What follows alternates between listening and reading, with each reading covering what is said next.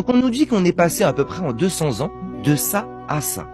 Ce qui est parfaitement compréhensible et on en a les preuves, il n'y a pas de problème. Mais par contre, on nous dit qu'on est passé, on revient à notre antiquité, les Égyptiens, les Romains, de ça en 1500 ans à ça. Voilà le nœud du problème. Mais voici une statue qui est faite en 1650. Ça, c'est du marbre. Aujourd'hui, on ne sait pas comment ça peut être fait. On voit ici le filet, c'est du marbre. Aujourd'hui, il faudrait des imprimantes 3D, taillées au laser. On ne sait pas comment ça a été fait. Et ça va comme les cathédrales qu'on vient de voir précédemment. Comment ça a été fait? Voici un voile, une statue en marbre, pareil, autour de 1600. Mais comment on peut faire un effet transparent? Qui peut faire ça? Et surtout, comment?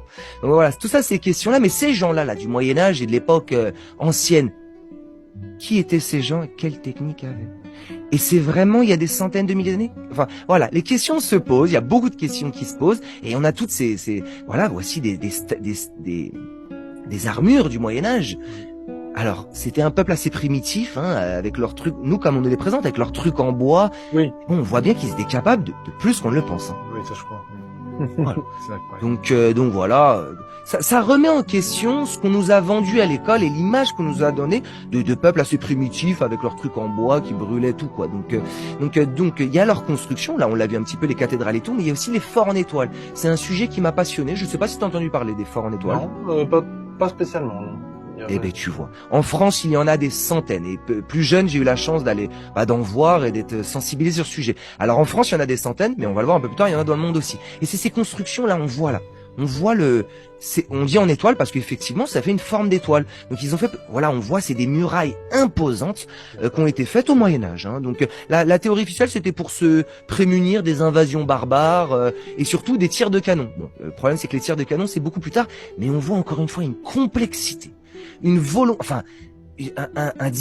dit un design intelligent. Dans la communauté tartarienne, c'est ce design intelligent.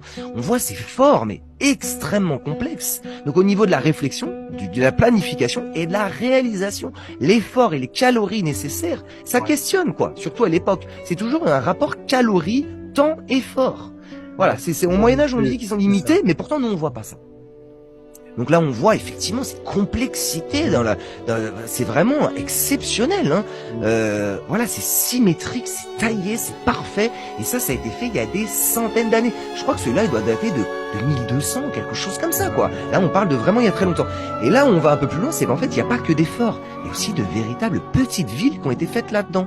Et toujours avec ce même principe, on revient sur ces forts en étoiles où tout est dessiné là-dedans.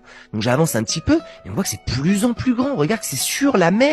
Mais qui est capable de tailler un îlot de cette forme? Mais aujourd'hui, il faudrait des grues immergées dans l'eau, enfin, quelle technique est utilisée? On nous dit que ça a été fait en 1200. Mais regarde l'échelle. On va de plus en plus gros, de plus en plus complexe. Enfin, tu vois, vraiment c'est questionnant. Regarde l'échelle, regarde le design, la perfection de la symétrie. Mais enfin, c'est questionnant. Regarde, le centre part et tout se prolonge jusqu'au bout.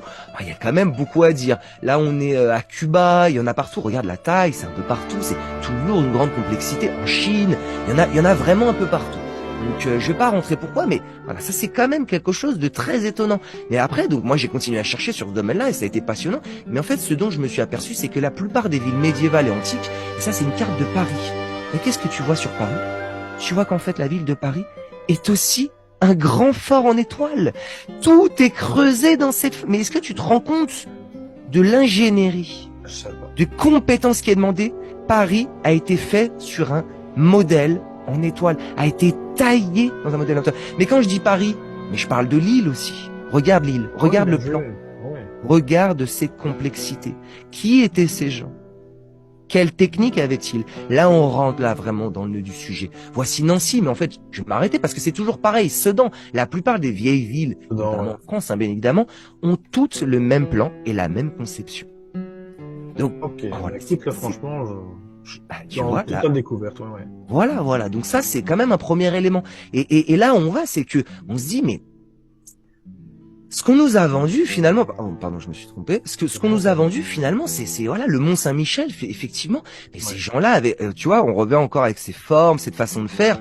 Ces gens-là vivaient dans des endroits et ont construit des choses. On voit les châteaux qui ont été construits bah, c'est pas forcément ce qu'on nous a vendu, c'est pas forcément ce qu'on nous a dit. Voici le château de Chambord, comme je l'ai dit, il a été décisif pour moi dans quel environnement vivait-il et de quoi était-il capable de faire. Voici Prague, voici le château de Windsor où la famille anglaise vivait.